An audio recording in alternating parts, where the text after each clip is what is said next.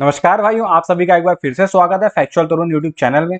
दोस्तों, आज हम बात करने वाले हैं आईपीएल के मैच नंबर 10 की, जो कि खेला जाएगा रॉयल चैलेंजर्स बेंगलोर और कोलकाता नाइट राइडर्स के बीच में। दोस्तों, आज का ये जो मुकाबला होने वाला है ना, ये जैकपॉट मुकाबला है और इस मुकाबले में जीएल जीतने के चांसेस सबसे ज्यादा हैं, क्योंकि ये एक बैटिंग डोमिनेंस मुकाबला होने वाला है। चिन्नो स्वामी का यहाँ पे विकेट है, जो बैट्समैन को मदद करता है और बैट्समैन यहाँ पे बहुत ज्यादा हावी होंगे। तो आज की जितनी भी टीम हम बनाएंगे, फिर चाहे वो स्मॉल लीग की टीम हो या ग्रैंड लीग की टीम हो, उनमें हम बॉलर्स को ज्यादा तवज्जो नहीं देंगे। बॉलर्स हम लेंगे, बट लिमिटेड बॉलर लेंगे, और वो बॉलर लेंगे जो हमें 2 से 3 विकेटें निकाल के दें। क्योंकि ऐसे विकेट में क्या होता है ना, ऐसा मैच जो हाई स्कोरिंग मैच होता है उसमें क्या होता है कि अमूमन जो विकेट्स होती है वो बॉलर से बट जाती है बराबर। मतलब अगर एक टीम में 4 बॉलर लिए हैं तो चारों को एक एक विकेट लेके चले जाए, या फिर किसी बॉलर को कोई भी विकेट ना मिले। तो इसलिए अगर इस मुकाबले में आप बॉलर को कैप्टन वाइस कैप्टन करोगे ना, तो आप अपना ही नुकसान करने वाले हो। तो इस मुकाबले में बैट्समैन हो उनको कैप्टन वाइस कैप्टन करे, या फिर कोई बैटिंग ऑलराउंडर हो उनको कैप्टन वाइस कैप्टन करेगा, तो ही आपको फायदा होगा, खासकर जीएल में। बाकी स्मॉल लीग में भी यहाँ पे आप प्रॉफिट में रहने वाले हैं। बस इस वीडियो को पूरा लास्ट तक देखिएगा, क्योंकि इस वीडियो में हमने हर एक पहलू को कवर किया है। फिर चाहे वो प्लेइंग 11 हो, पिच रिपोर्ट हो, वेन्यू स्टैट हो, प्लेयर स्टैट्स हो, प्लेयर के बीच की बैटल्स हो, ग्रैंड लीग की टीम हो या स्मॉल लीग की टीम हो या कोई भी फैंटेसी टीम हो, हर एक चीज हमने आपको इस वीडियो में कवर करके दी है। इस वीडियो को देखने के बाद आपको किसी और वीडियो को देखने की जरूरत नहीं है। बाकी दोस्तों, अगर अभी तक आपने हमारा चैनल सब्सक्राइब नहीं किया है तो हमारे चैनल को कर दीजिए सब्सक्राइब, और वीडियो पसंद है तो वीडियो को कर दीजिएगा लाइक। चलिए शुरू करते हैं अपनी आज के एनालिसिस, और सबसे पहले एक नजर मार लेते हैं कि प्लेइंग 11 क्या रहने वाली है। तो ये दोस्तों आपके सामने रॉयल चैलेंजर्स बेंगलोर की प्लेइंग 11 रहने वाली है, जिसमें कि वो कोई भी चेंजेस करते हुए आपको नजर नहीं आएंगे। अगर कोई चेंज इनमें हो सकता है तो वो इनकी बॉलिंग लाइनअप में हो सकता है कि मयंक डागर की जगह पे आपको आकाशदीप फाइनली खेलते हुए दिखाई दे, वरना उसके अलावा आरसीबी अपने विनिंग कॉम्बिनेशन में कोई छेड़छाड़ नहीं करेगी। अब अगर कोलकाता नाइट राइडर्स की प्लेइंग 11 पे भी हम नजर मारें, हालांकि केकेआर एक क्लोज एनकाउंटर जीती थी, बट उनकी टीम ने बेहतरीन परफॉर्मेंस किया था, नर्व को हेल्ड रखा था, जिसके चलते वो मैच जीतने में कामयाब रहे थे। तो मुझे नहीं लगता कि वो भी अपने विनिंग कॉम्बिनेशन के साथ छेड़छाड़ करेंगे, तो उसी असलाहे बारूद के साथ खेलने आएंगे जिससे उन्होंने अपने गढ़ में मैच जीता था। तो ये प्लेइंग 11 आपके सामने, इन पर नजर मार लीजिए। इसके बारे में डिटेल एनालिसिस हमने वीडियो में आगे किया है। बात करते हैं दोस्तों वेन्यू की। जो मुकाबला है वो बेंगलोर के एम चिन्नास्वामी स्टेडियम में खेला जाएगा। मतलब हाई चेजिंग, मतलब कि हाई स्कोरिंग वेन्यू है। टोटल इस वेन्यू पे कुल मिला के 156 मुकाबले खेले गए हैं, जिसमें पहले बल्लेबाजी करने वाली टीम को 69 मैचों में जीत हासिल हुई है, और वहीं चेज करने वाली टीम ने 85 मैचों में जीत हासिल करी है। इसका साफ मतलब ये है कि चेजिंग बायस्ड वेन्यू है। यहाँ पे स्कोर चेज होते हैं, और यहाँ पे 230 का स्कोर भी सेफ नहीं है। मतलब कोई स्कोर आप यहाँ पे लगा दो वो आराम से चेज हो जाएगा। और कल जो टीमें दोनों उतर रही हैं उनमें मतलब बहुत सारे पावर हिटर हैं, अकेले दम पे मैच बदलने की क्षमता रखते हैं। तो मुझे लगता है कि बहुत हाई स्कोरिंग मैच आपको कल देखने को मिलेगा। हो सकता है 190 से 210 के बीच में भी स्कोर देखने को मिल जाए। अब अगर एवरेज स्कोर की बात करें इस वेन्यू पे, तो 160 से 185 के बीच में रहता है। हाईएस्ट स्कोर जो इस वेन्यू पे बना है वो बना था 263 रन 5 विकेटों के नुकसान पे, और लोवेस्ट स्कोर जो बना है वो बना है 82 रन 10 विकेटों के नुकसान पे। अब अगर दोस्तों आप स्कोरिंग पैटर्न की बात करोगे तो 150 से कम यहाँ पे 48 बार बने हैं, 150 से 170 के बीच यहाँ पे 35 बार बने हैं, और 190 प्लस का स्कोर यहाँ पे 42 बार बना है। तो देख लीजिए कितना हाई स्कोरिंग है वेन्यू है। और कल में जो हम टीम बनाएंगे ना, उसमें एक चीज का खास ध्यान रखेंगे कि जो टीम सेकंड बॉलिंग कर रही होगी उस टीम के स्पिनर्स को थोड़ा सा अवॉइड करके चलिएगा। मतलब बहुत तवज्जो मत दीजिएगा। हाँ, हालांकि कोई रिस्ट स्पिनर हो या कोई मिस्ट्री स्पिनर हो तो बेशक आप उस स्पिनर के साथ चले जाइएगा, बट कोई नॉर्मल ऑफ स्पिनर हो या लेफ्ट आर्म ऑर्थोडॉक्स स्पिनर हो तो कोशिश करिएगा कि उसको थोड़ा सा अवॉइड करके चलिएगा। अब दोस्तों बात कर लेते हैं पिच की, इस वेन्यू की। तो दोस्तों इस वेन्यू की पिच जो है ना, बैटिंग फ्रेंडली पिच है। आपको एवरेज स्कोर यहाँ पे 170 से 190 के बीच दिखाई देगा। चेजिंग के लिए वेन्यू अच्छा है, तो जो भी टीम टॉस जीतेगी यहाँ पे पहले गेंदबाजी करने का फैसला करेगी, और जो टीम पहले बॉलिंग करेगी ना उसके पेस बॉलर्स को थोड़ा सा ज्यादा महत्व दीजिएगा, क्योंकि स्टार्टिंग के कुछ ओवर्स में पेसर्स को यहाँ पे सीम और स्विंग मिलता है 2 से 3 ओवरों में। तो अगर उस चीज का उन्होंने फायदा उठा लिया तो मतलब आपकी टीम ना कहां से कहां पहुंच जाएगी। तो इसका खास ध्यान रखिएगा। साथ ही साथ बैट्समैन पे बिल्कुल तवक्को रखिएगा, और कैप्टन वाइस कैप्टन भी थोड़ा सोच समझ के बनाइएगा। अब आगे चलते और बात कर लेते हैं जरा इस वेन्यू पे भी कुछ रीसेंट मैच की। तो जो सबसे रीसेंट मैच इस वेन्यू पे खेला गया था वो इसी आईपीएल में खेला गया था। वो खेला गया था पंजाब किंग्स और रॉयल चैलेंजर्स बेंगलोर के बीच में, जिसमें पंजाब किंग्स ने पहले बल्लेबाजी करते हुए तो 76 रन लगा दिए थे बोर्ड पे 6 विकेटों के नुकसान पे, और आरसीबी ने उसको चेस कर लिया था। उन्होंने 178 रन बनाए थे 6 विकेटों के नुकसान पे। पेसर्स ने इस मुकाबले में 8 विकेटें हासिल करी थी, और वहीं स्पिनर्स को इस मुकाबले में 4 विकेटें हासिल हुई थी। उससे पहले जो मुकाबला हुआ था वो हुआ था रॉयल चैलेंजर्स बेंगलोर और गुजरात टाइटंस के बीच में, जो पिछले साल हुआ था। आरसीबी ने पहले बल्लेबाजी करते हुए 97 रन बनाए थे 5 विकेटों के नुकसान पे, और गुजरात टाइटंस ने उसको चेस कर लिया था, 198 रन बनाए थे 4 विकेटों के नुकसान पे। पेसर्स ने इस मुकाबले में 6 विकेटें हासिल करी थी और स्पिनर्स को इस मुकाबले में 3 विकेटें मात्र मिली थी। तो उससे पहले जो मुकाबला हुआ था तो केकेआर और आरसीबी के बीच ही हुआ था। केकेआर ने पहले बल्लेबाजी करते हुए 200 रन बना दिए थे 5 विकेटों के नुकसान पे, और आरसीबी उसको चेज नहीं कर पाया था, वो 179 रन ही बना पाया था और उन्होंने अपनी 8 विकेटें खो दी थी। पेसर्स को इस मुकाबले में 5 विकेटें मिली थी और स्पिनर्स ने इस मुकाबले में 7 विकेटें हासिल करी थी। तो ओवरऑल अगर बात की जाए तो 3 मुकाबले, इन 3 मुकाबलों में पेसर्स को कुल मिला के दोस्तों 19 विकेटें हासिल हुई हैं, और अगर मैं स्पिनर्स की बात करूं तो स्पिनर्स को इस मुकाबले में 14 विकेटें हासिल हुई हैं 3 मुकाबलों में। तो पेसर्स को यहाँ मदद थोड़ी सी ज्यादा है, साथ ही साथ रिस्ट स्पिनर और मिस्ट्री स्पिनर को भी यहाँ पे मदद मिलती है, और जो बॉलर्स कटर डालते हैं, पेस में वेरिएशन कराते हैं, उनको भी यहाँ पे थोड़ा बहुत फायदा मिलता है। मतलब फायदे से मेरा मतलब है कि इक्का दुक्का विकेटें वो हासिल करने में कामयाब हो जाते हैं। ऐसा कोई फायदा नहीं मिलता कि 5 विकेटें मार के चले जाएंगे, यहाँ डोमिनेंस बैट्समैन की ही रहने वाली है, बट ये कि बॉलर आप में लेने तो हैं, क्योंकि विकेटें तो गिरेंगी, चाहे 1 गिरे, 2 गिरे या 10 गिरे। तो हमारा टारगेट ये होना चाहिए कि जो 10 विकेटें गिर रही है उसमें से कम 8 विकेटें वो हो जो हमारे प्लेयर्स लेके जाएं, ताकि हमारी टीम ग्रैंड लीग में रैंक 1 ला सके और स्मॉल लीग में हम काफी आगे जा सके अपने अपोनेंट से।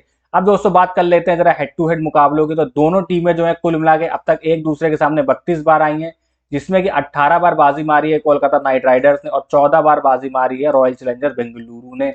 मतलब कोलकाता नाइट राइडर्स बेंगलुरु पे भारी पड़ा है। रिसेंट फॉर्म की बात करें तो बेंगलुरु ने इस आईपीएल में 2 मुकाबले खेले हैं, जिसमें एक मुकाबले में उनको हार का सामना करना पड़ा था चेन्नई के खिलाफ, और पिछला मुकाबला वो पंजाब के खिलाफ जीतते हुए आ रहे हैं। वही कोलकाता नाइट राइडर्स की बात करें तो उन्होंने अभी तक मात्र एक मुकाबला खेला है, और जिसमें उन्होंने सनराइजर्स हैदराबाद के खिलाफ शानदार जीत हासिल करी थी। ये तो था दोस्तों पूरा ओवरऑल स्टैट। अब बात कर लेते हैं जरा टीम की, प्लेइंग 11 की, एक एक करके करेंगे एनालिसिस, डिटेल में करेंगे बात, आपको बताएंगे कौन सा प्लेयर हमें लेना चाहिए, कौन सा प्लेयर हमें ड्रॉप करना चाहिए, किसको हमें ट्रम्प बनाना है, किसको हमें कैप्टन और वाइस कैप्टन बनाना है। शुरुआत करेंगे दोस्तों रॉयल चैलेंजर्स बेंगलोर से। अगर बात करूं मैं आरसीबी की प्लेइंग 11 की, तो फाफ डू प्लेसेस और विराट कोहली आपको ओपन करते हुए नजर आएंगे। 3 नंबर पर दिखाई देंगे रजत पाटीदार, फिर आएंगे ग्लेन मैक्सवेल, कैमरून ग्रीन, अनुज रावत, दिनेश कार्तिक, करण शर्मा, यश जैल, अल्जारी जोसफ और मोहम्मद सिराज। तो ये प्लेइंग 11 आपको खेलते हुए नजर आ सकती है, और हो सकता है कि इसमें आपको इम्पैक्ट प्लेयर के रूप में महिपाल लोमरोर भी दिखाई दें अगर बैट्समैन की जरूरत होगी। बाकी बॉलर की जरूरत होगी तो आपको Yash Dayal as an impact player दिखाई देंगे। बाकी अगर बॉलिंग की बात करें इस टीम में तो देखो दोस्तों, 4 ओवर आपको यश दयाल डालते हुए नजर आएंगे, 4 ओवर डालेंगे अल्जारी जोसफ, 4 ओवर पूरे डालेंगे मोहम्मद सिराज, और उसके बाद दोस्तों कुछ ओवर बटेंगे ग्लेन मैक्सवेल और कैमरून ग्रीन के बीच, 2-2 ओवर आपको ये भी डालते हुए दिखाई दे जाएंगे। और अगर करण शर्मा खेलते हैं तो 2 से 3 ओवर आपको करण शर्मा भी डालते हुए दिखाई दे जाएंगे। तो कुल मिलाकर ये इनका कुछ बॉलिंग लाइनअप रहता है, 5 से 6 बॉलर ये यूज करते हैं। उसमें आप डेथ बॉलिंग की बात करोगे तो डेथ में आपको यश दयाल, अल्जारी जोसफ और मोहम्मद सिराज डालते हुए दिखाई देंगे। मिडिल ओवर्स में आपको कैमरून ग्रीन और ग्लेन मैक्सवेल भी दिखाई देंगे, साथ ही साथ मयंक डागर अगर खेलते हैं तो मयंक डागर भी आपको मतलब बॉलिंग कराते हुए नजर आएंगे 2 से 3 ओवर। बट ये है कि केकेआर में लेफ्ट हैंडर्स इतने ज्यादा है ना, तो मुझे कहीं ना कहीं अंदेशा ऐसा हो रहा है कि मयंक डागर आपको कल शायद प्लेइंग 11 में खेलते हुए ना दिखाई दें। हो सकता है कि इमरजेंसी में उनको इम्पैक्ट प्लेयर के रूप में उतारा जाए तो उतारा जाए, बट उनकी जगह कल के मुकाबले में तो मुझे बनती नजर नहीं आ रही है, क्योंकि सामने वाली टीम में काफी ज्यादा लेफ्ट हैंडर हैं, मतलब लेफ्ट हैंडर हैवी टीम है। तो कल के मुकाबले में दोस्तों ग्लेन मैक्सवेल आपके लिए ट्रम्प साबित हो सकते हैं, क्योंकि ग्लेन मैक्सवेल आपको कल 2 से 3 ओवर डालते हुए नजर आएंगे, क्योंकि सामने वाली टीम में भर भर के लेफ्ट हैंडर्स है, तो ग्लेन मैक्सवेल कल हैंडी साबित हो सकते हैं उनकी बॉलिंग, इस बात का जरूर ध्यान रखिएगा। अब आगे बढ़ते और एक एक करके करते हैं जरा प्लेयर्स का एनालिसिस। सबसे पहले बात करेंगे फैफ डू प्लेसिस की। तो कल के मुकाबले के लिए सबसे इंपॉर्टेंट खिलाड़ी यही बनते हैं, चाहे टीम पहले बैटिंग कर रही हो या चेस कर रही हो।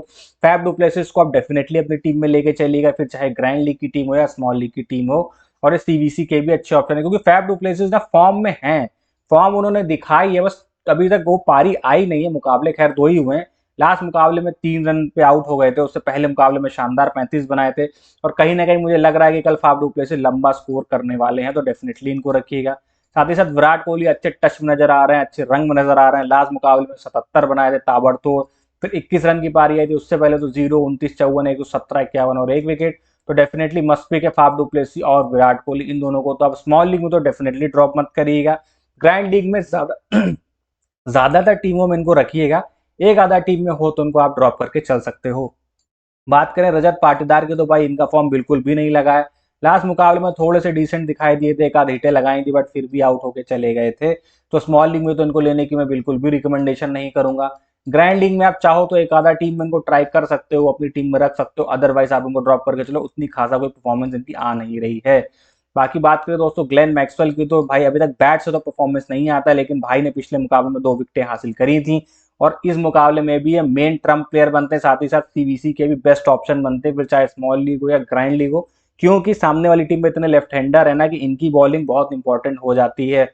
कहीं ना कहीं एक आधा विकेट ये निकाल सकते हैं, साथ ही साथ बैट से अभी तक इनका भी परफॉर्मेंस आया नहीं है, तो हो सकता है कल के मुकाबले में इनका परफॉर्मेंस आए, तो डेफिनेटली आप अपनी इनको टीम में लेके चलिएगा। रिसेंट फॉर्म की बात करो तो 3 रन 2 विकेट, फिर एक मैच में खाता ही नहीं खुला था, फिर 20 रन 6 रन 25 रन और 12 रन। कल के मुकाबले में आप ग्लेन मैक्सवेल को अगर आप ले रहे हो तो एज अ ट्रम्प प्लेयर ही लीजिएगा, बाकी नॉर्मल तो आप चाहो तो उनको ड्रॉप करके चल सकते हो ग्रैंड लीग में, बट स्मॉल लीग में बिल्कुल भी ड्रॉप मत करिएगा। बात करें कैमरून ग्रीन की, तो डिसेंट फॉर्म ठीक है, मतलब अभी कैमरून ग्रीन का वो परफॉर्मेंस आया नहीं कि जिस हिसाब से इनको लिया गया था कि मिडिल ऑर्डर संभालेंगे, परफॉर्म करके देंगे। बैट से तो बिल्कुल भी खास परफॉर्मेंस आया नहीं है। बॉलिंग से पहले मैच में हालांकि 2 विकेट चटकाए थे चेन्नई के खिलाफ, पिछले मुकाबले में मात्र 2 ही ओवर डालने को मिले थे, बट उसमें ठीक ठाक बॉलिंग कराई थी, तो आप इनको डेफिनेटली रख सकते हैं, एक अच्छी पिक है आरसीबी के लिए, और कोई ऑप्शन भी हमारे पास बचता है नहीं इनके अलावा, तो स्मॉल लीग में आप इनको डेफिनेटली लेके चलिएगा। बाकी ग्रैंड लीग में आप चाहो तो इनको ड्रॉप भी कर सकते हो।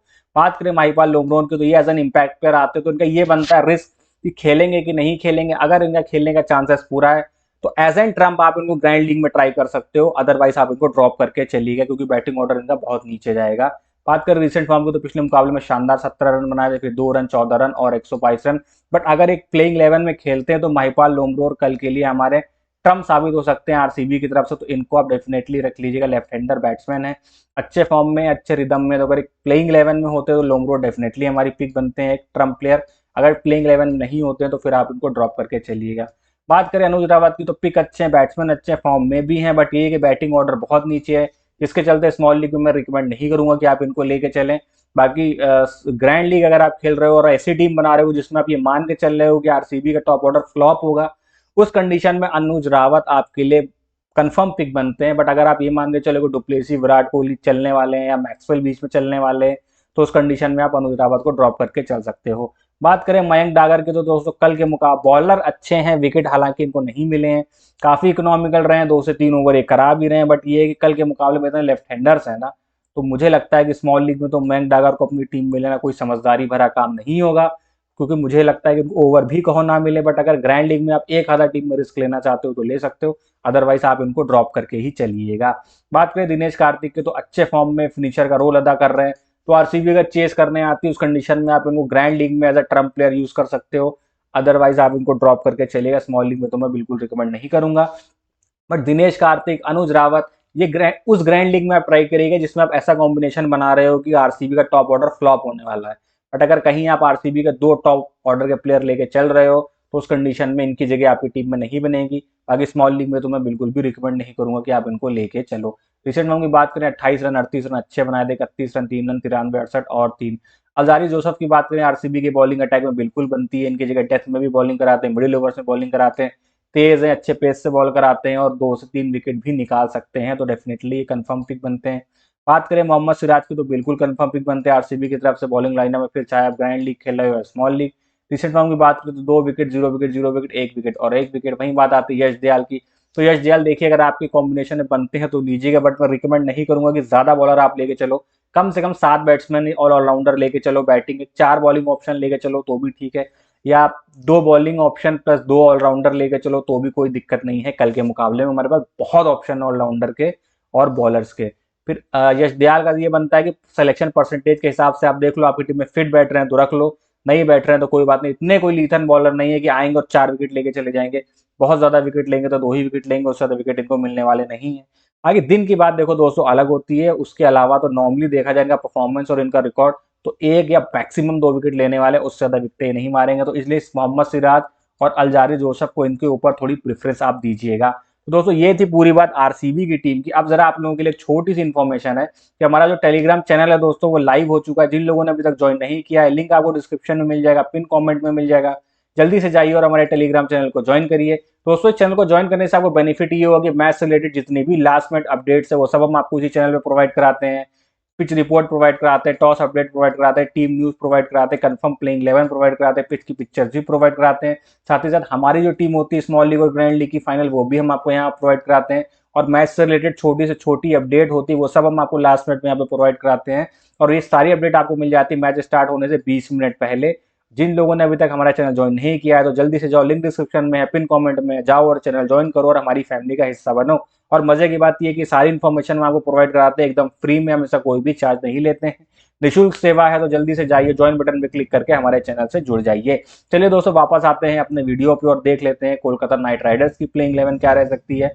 तो ये भी अपनी प्लेइंग 11 में कोई चेंज नहीं करेंगे। हालांकि पिछले मुकाबले में गौतम गंभीर ने अपना वही पुराना पैटर्न अपनाया था, सुनील नारायण के साथ एक्सपेरिमेंट चल गया तो तीर वरना तुक्का, तो सुनील नारायण ओपन करते हुए दिखाई दे सकते हैं फिल सॉल्ट के साथ। साथ ही साथ Venkatesh Iyer, Shreyas Iyer, Nitish Rana, Ramandeep Singh, Rinku Singh, Andre Russell, Mitchell Starc, Varun Chakravarthy और हर्षित राणा, ये प्लेइंग 11 आपको खेलती हुई दिखाई देगी। साथ ही साथ अगर केकेआर पहले बैटिंग कर रहा है तो उस कंडीशन में सुयश शर्मा आपको एज एन इम्पैक्ट प्लेयर भी खेलते हुए दिखाई दे सकते हैं। अब बात कर लेते हैं दोस्तों इनकी टीम की बॉलिंग की। तो आंद्रे रसल आपको दिखाई देंगे कम से कम 2 ओवर डालते हुए, 1 ओवर तो ये पावर प्ले में भी डालेंगे और हो सकता है कि एक आध ओवर डेथ में भी डाल जाए। साथ ही साथ मिचेल स्टार्क पूरे 4 ओवर डालने वाले हैं, वरुण चक्रवर्ती 4 ओवर, हर्षित राणा भी पूरे 4 ओवर डालेंगे। साथ ही साथ मिचेल स्टार्क और हर्षित राणा आपको डेथ में बॉलिंग करते हुए भी दिखाई देंगे। बात करूं वरुण चक्रवर्ती की, तो वरुण चक्रवर्ती आपको पावर प्ले में 102 ओवर और मिडिल ओवर्स में भी 102 ओवर डालते हुए दिखाई देंगे। उसके अलावा दोस्तों सुयश शर्मा जो है, सुयश शर्मा आपको 102 ओवर डालते हुए दिख सकते हैं। साथ ही साथ सुनील नारायण आपको पूरे 4 ओवर डालते हुए कल के मुकाबले में दिखेंगे, क्योंकि इनके कुछ मैचअप्स भी हैं विराट कोहली और फाफ डू प्लेसिस इनके सामने। तो सुनील नारायण कल के लिए इंपॉर्टेंट बॉलर हमारे लिए बनते हैं केकेआर की टीम से। अब चलिए बात करते हैं प्लेयर्स की एक एक करके डिटेल में। सबसे पहले बात करेंगे फिल सॉल्ट की। भाई रिसेंट फॉर्म कमाल का है, पिछले मुकाबले में बेहतरीन 54 रन बनाए थे। साथ ही साथ जो प्रैक्टिस मैचेस खेले थे केकेआर, उसमें Phil Salt, Rinku Singh, Andre Russell और रमनदीप सिंह, इन 4 बैट्समैन का परफॉर्मेंस शानदार निकला था, जो कि हमें पहले मैच में भी फॉर्म दिखाई दिया। तो फिल सॉल्ट हमारे लिए कंफर्म पिक बनते हुए, विकेट कीपिंग ऑप्शन हमारे पास जितने हैं उन सब में एक तो बेस्ट बैट्समैन है, साथ ही साथ इनका बैटिंग ऑर्डर भी टॉप में है, जिसके चलते ये ऑब्वियस चॉइस बन जाते हैं विकेट कीपर की। तो ये हर टीम में लगभग यही विकेट कीपर रहने वाले हैं। बात करें दोस्तों वेंकटेश अय्यर की, तो अच्छे प्लेयर है, पिछले मुकाबले में 7 रन ही बना पाए थे। तो आप इनको डेफिनेटली ट्राई, वेंकटेश अय्यर को आप स्मॉल लीग में तो दो सिलेक्शन परसेंटेज पे ट्राई करिएगा और ग्रैंड लीग में आप डेफिनेटली एक आधा टीम में ट्राई कर सकते हो, बट सीवीसी बनाने का तो मैं अभी आपको चॉइस नहीं दूंगा। टीम में आप इनको डेफिनेटली रख सकते हो। रिसेंट फॉर्म की बात करूँ तो पिछले मुकाबले में 7 run, 29 run, 0 wicket, 13 run, 0 wicket और 2 रन। उसके बाद आते हैं दोस्तों नीतीश राणा। रिसेंट फॉर्म उनका काफी अच्छा, पिछले मुकाबले में हालांकि 9 रन पे आउट हो गए थे, बट रिसेंट फॉर्म अच्छा है तो इनको डेफिनेटली आप अपनी टीम में रखिएगा स्मॉल लीग की। बात करें रिसेंट फॉर्म की तो 9 run, 17 run, 0 wicket, 71 run, 1 wicket, 40 run, 30 run और 32 रन। उसके बाद बात करें श्रेयस अय्यर की, तो इनका भी रिसेंट फॉर्म काफी अच्छा था, बट पिछले मुकाबले में अनफॉर्चुनेटली 0 रन पे आउट हो गए थे। तो कल के मुकाबले में केकेआर के लिए कोई टर्म साबित हो सकता है, तो वो साबित हो सकते हैं श्रेयस अय्यर। तो आप इनको डेफिनेटली अपनी स्मॉल लीग की टीम में रख सकते हो, ग्रैंड लीग की टीम में भी रख सकते हो, और ग्रैंड लीग में आप कैप्टन वाइस कैप्टन भी ट्राई कर सकते हो। रिसेंट फॉर्म की बात करें तो 0 run, 52 run, 53 run, 8 run, 4 run और 105 रन। बट श्रेयस अय्यर को आप उसी कंडीशन में अपनी टीम में रखना जो टीम आप बना रहे हो, ये सोचे कि टॉप ऑर्डर इनका फ्लॉप हो जाएगा। हालांकि वेंकटेश अय्यर, नीतीश राणा और सुनील नारायण तीनों जल्दी आउट हो जाएंगे उस कंडीशन में। अदरवाइज अगर ये टॉप ऑर्डर इनका थोड़ा भी चल जाता है तो उस कंडीशन में श्रेयस अय्यर की बैटिंग नहीं आने वाली, क्योंकि रिंकू सिंह, आंद्रे रसल, रमनदीप सिंह, इन तीनों को प्रमोशन मिल जाएगी। तो इस बात का डेफिनेटली ध्यान रखिएगा श्रेयस अय्यर को अपनी टीम में रखने से पहले। बात करें रिंकू सिंह की, तो भाई बिल्कुल स्मॉल लीग में ये बनते हैं, क्योंकि इनके साथ यही एक एडवांटेज है कि भाई चाहे टॉप ऑर्डर चलेगा तो भी रिंकू सिंह खेलेगा, टॉप ऑर्डर फ्लॉप होगा तो भी रिंकू सिंह खेलेगा, तो उनके बैटिंग करने के चांसेस ज्यादा बन जाते हैं। तो इस वजह से रिंकू सिंह हमारी टीम में जगह पाएंगे। साथ ही साथ फॉर्म भी बहुत अच्छा है, ग्रैंड लीग और स्मॉल लीग दोनों में ही खेलते हुए नजर आएंगे। रिसेंट फॉर्म की बात करें तो पिछले मुकाबले में 23 रन बनाए थे, फिर 69 run, 9 run, 16 run, 38 run, 17 run, 1 wicket. Andre Russell must pick है, ग्रैंड लीग और स्मॉल लीग उनको ड्रॉप बिल्कुल मत करना, कैप्टन वाइस कैप्टनसी के बेस्ट ऑप्शन है। ये आपको 2 से 3 ओवर करते हुए भी नजर आएंगे, बैटिंग करते हुए भी नजर आएंगे। 16 बॉलें खेलेंगे तो कम से कम 40 रन बना के देंगे। फॉर्म बहुत अच्छा है, बैटिंग अच्छी कर रहे हैं, और आरसीबी की बॉलिंग उतनी भी लीथल नहीं कि इनको परेशान कर सके। जब इन्होंने हैदराबाद के धुएं उड़ा दिए तो आरसीबी की तो उम्मीद है कि धुएं उड़ा ही देंगे। रिसेंट फॉर्म की आप बात करूँ तो 64 रन, 2 विकेटें हासिल करी थी पिछले मुकाबले में, फिर 27 रन, फिर 2 रन, 2 विकेटें। बात करें सुनील नारायण की, तो कल के मुकाबले में ट्रम्प बॉलर साबित हो सकते हैं। पूरे 4 ओवर डालेंगे, उसमें पावर प्ले में भी डालेंगे, डेथ में भी डालेंगे, मिडिल ओवर्स में भी डालेंगे। और आरसीबी की टीम वैसे भी स्पिन पे थोड़ा सा फंसती है, तो उस कंडीशन में सुनील नारायण और वरुण चक्रवर्ती मतलब इंपॉर्टेंट साबित हो सकते हैं कल के बॉलिंग लाइनअप में। अगर केकेआर पहले बॉलिंग करा रही है तो उस कंडीशन में तो और भी ज्यादा इंपॉर्टेंट बनते हैं। बात करें मिचेल स्टार्क की तो दोस्तों पिछला मुकाबला इनका ठीक ठाक नहीं रहा था, तो आज के मुकाबले में भी मैं इनको मे बी ड्रॉप करके चल सकता हूँ। ग्रैंड लीग में तो ट्राई कर लेंगे, बट स्मॉल लीग में इनको मैं ड्रॉप करके चल सकता हूँ। आपके लिए भाई बड़ा बॉलर है, रिस्क बड़ा है, आप चाहो तो ड्रॉप करो, आप ना चाहो तो ना ड्रॉप करो, ये आपके ऊपर है। बट मैं पर्सनली मिचेल स्टार को कल अपनी स्मॉल लीग की टीम में ड्रॉप करके चलूंगा। बात करें हर्षित राणा की तो भाई इनको बिल्कुल भी ड्रॉप मत करिएगा। डेथ में शानदार बॉलिंग कराई थी पिछले मुकाबले में, और रिसेंट फॉर्म भी इनका कमाल का। पिछले मुकाबले में 3 विकेट हासिल करे थे, 0 wicket 0 wicket 2 wicket 1 wicket 0 wicket. तो डेफिनेटली आपकी टीम में रहने वाले, इनको अपनी टीम में बिल्कुल ट्राई करिएगा। बात करें दोस्तों वरुण चक्रवर्ती की, तो वरुण चक्रवर्ती और सुनील नारायण दो में से किसी एक के साथ आप कल जा सकते हो। अच्छे बॉलर हैं, अच्छी फॉर्म में, दोनों ही विकेट चटका रहे हैं, मिस्ट्री स्पिनर स्पिन दोनों के पास है, और आरसीबी की टीम स्पिनर से फंसती भी है। तो कोशिश करिएगा कि चक्रवर्ती और नारायण में से किसी एक को तो लेके जाइएगा ही जाइएगा कल के मुकाबले में। रीसेंट फॉर्म की बात करूं तो 1 विकेट 1 विकेट 2 विकेट 2 विकेट और 1 विकेट। अब बात करें दोस्तों रमनदीप सिंह की, तो ये ट्रम्प साबित हो सकते हैं। रीसेंट फॉर्म अच्छा है, ताबड़तोड़ बैटिंग करते हैं। सुनील नारायण आंद्रे रसल से ऊपर इनको प्रमोशन मिलता है, तेज खेलते हैं, तो आप इनके साथ भी जा सकते हो। और इनके साथ उस कंडीशन में जाना जब ये आप ये मान के चल रहे हो कि केकेआर का टॉप ऑर्डर जो है ना फायर कर गया है, उस कंडीशन में डेफिनेटली कंफर्म पिक बनते हैं स्मॉल लीग में भी।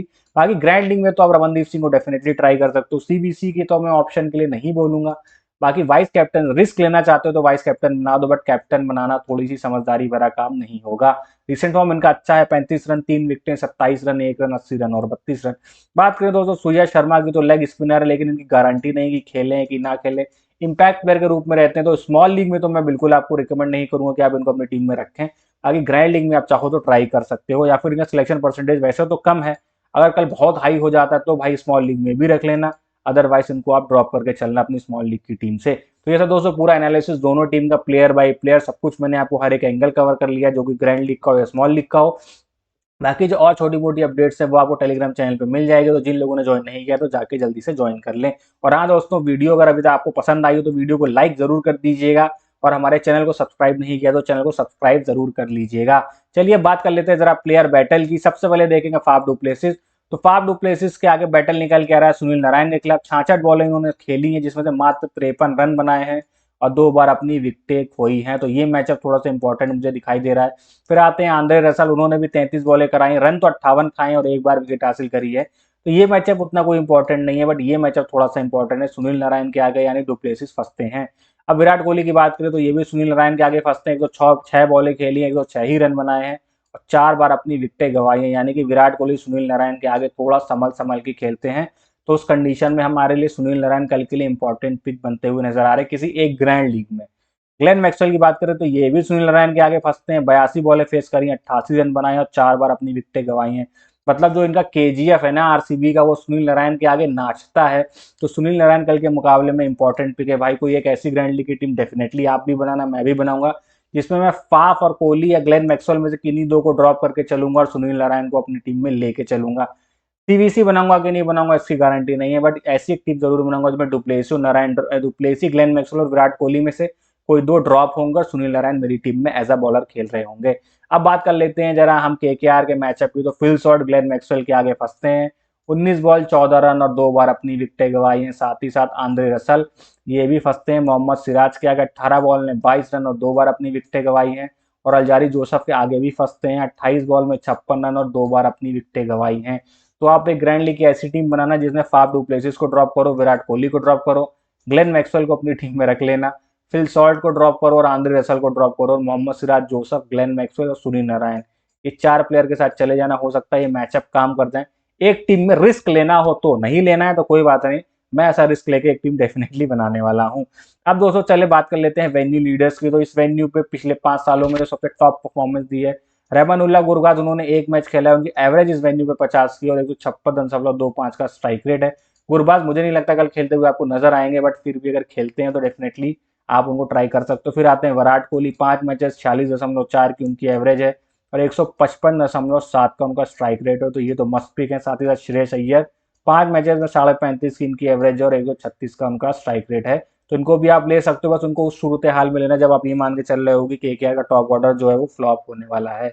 अब बात कर लेते हैं जरा बॉलिंग की। तो वरुण चक्रवर्ती एक मैच खेला है, 3 विकेटें इस वेन्यू पे हासिल करी हैं और 6.8 की उनकी इकॉनमी है। सुयश शर्मा का भी यही सिनेरियो, एक मैच में 2 की उनकी एवरेज है, 7.5 का उनका इकॉनमी, और करण शर्मा 5 मैचों में 1.6 की उनकी एवरेज और 9.1 का इकॉनमी है।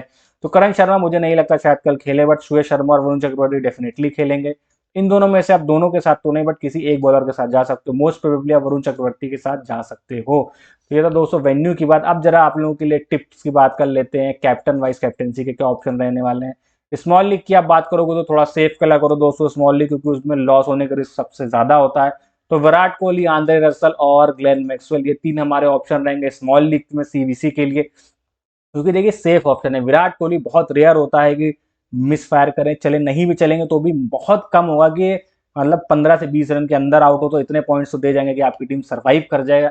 बट बाकी आंद्रे रसल की बात करें और ग्लेन मैक्सवेल की बात करें तो ये 3 है, हाई सिलेक्शन परसेंटेज है, और मोस्ट प्रोबेबली जो बंदा होगा ना इन 3 में से ही कैप्टन वाइस कैप्टन अपने बनाएगा। तो अगर आपका कैप्टन वाइस कैप्टन फ्लॉप भी होता है स्मॉल लीग में, तो आपके अपोनेंट का भी फ्लॉप हो जाएगा। तो अब आप ये मान के चलो कि आपकी टीम सेव हो जाएगी, फिर प्लेयर टू प्लेयर बैटल चलेगी। जैसे आज के मुकाबले में राजस्थान और दिल्ली के मुकाबले में स्मॉल लीग में मेरे भी कैप्टन फेल हो गए थे, तो मेरे अपोनेंट का कैप्टन भी फेल हो गया था। मेरा कैप्टन था जायसवाल, उसका कैप्टन था सैमसंग, दोनों का फेल हो गया, दोनों के वाइस कैप्टन फेल हो गए। बट मैं इसलिए अभी जीत पे हूँ, जीत रहा हूँ, क्लीन स्वीप ही मारूंगा इस बार भी, क्योंकि मेरी टीम में रैन पराग, आर अश्विन और नांद्रे बर्गर तीनों है। उसने नांद्रे बर्गर को लिया नहीं क्योंकि इम्पैक्ट प्लेयर था, और रैन पराग को भी उसने नहीं ले रखा। तो ये फायदा होता है सेफ कैप्टन वाइस कैप्टन चुनने का स्मॉल लीग में, कि कैप्टन वाइस कैप्टन नहीं भी चलते ना, फिर भी आपके जीतने के चांसेस और क्लीन स्वीप करने के चांसेस बने रहते हैं। अब बात कर लेते हैं दोस्तों ग्रैंड लीग की। तो देखिए ग्रैंड लीग खुला मैदान है, जिसको चाहो उसको कैप्टन बनाओ, पर ऐसे भी मत बनाओ कि बिल्कुल ही चलने वाले नहीं है, बैटिंग ही नहीं आएगी तो आप कैप्टन बना बना के अपने 60-60 रुपए हार रहे हो रोज। ठीक ठाक कैप्टन बनाओ, चांसेस लो, क्योंकि चांसेस नहीं लोगे तो ग्रैंड लीग आप कभी नहीं जीतोगे। इसलिए Faf du Plessis, Phil Salt और नीतीश राणा, ये 3 बेस्ट चॉइस हैं ग्रैंड लीग जीतने के लिए कैप्टनसी और वाइस कैप्टनसी के लिए। आप चाहो तो इनके साथ भी जा सकते हो, ये आप लोगों के लिए बस एक चॉइसेस हैं। अब बात कर लेते हैं जरा टीम की दोस्तों। ग्रैंड लीग स्मॉल लीग की टीम की दोस्तों अगर मैं बात करूं तो हमने फिल सॉल्ट को एज अ विकेट कीपर अपनी टीम में शामिल किया है। Virat Kohli, Faf du Plessis और रिंकू सिंह होंगे हमारे 3 बैट्समैन। ऑलराउंडर सेक्शन की अगर मैं बात करूं तो ग्लेन मैक्सवेल, आंद्रे रसल और कैमरून ग्रीन हमारे 3 ऑलराउंडर होने वाले हैं। और बॉलिंग में हमने लिया है मोहम्मद सिराज, वरुण चक्रवर्ती, यश दयाल और हर्षित राणा। तो ये दोस्तों हमारी पूरी स्मॉल लीग की टीम होने वाली है। और इसमें जो छोटे मोटे चेंजेस होंगे वो मतलब कि जब टॉस होगा उसके बाद ही होंगे, ज्यादा चेंज मैं करूंगा नहीं, हो सकता है इक्का दुक्का चेंज करूं, अदरवाइज आपको यही टीम देखने को मिलेगी।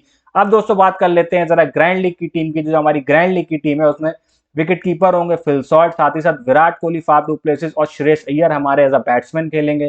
साथ ही साथ ऑलराउंडर सेक्शन की बात करें तो ग्लेन मैक्सवेल, आंद्रे रसल और कैमरून ग्रीन आपको दिखाई देंगे।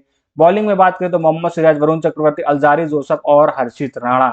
ये हमारी ग्रैंड लीग की टीम है, इसमें भी ज्यादा चेंजेस आपको दिखाई नहीं देंगे। टॉस के टाइम में हो सकता है इक्का दुक्का चेंजेस आपको दिखाई दें, अदरवाइज आप इस टीम को सेव कर लो और इसके साथ भी आप जा सकते हो, बिल्कुल सेफ टीम है। तो दोस्तों बाकी आज की वीडियो में बस इतना ही। आई होप आपको हमारा आज का वीडियो पसंद आया होगा।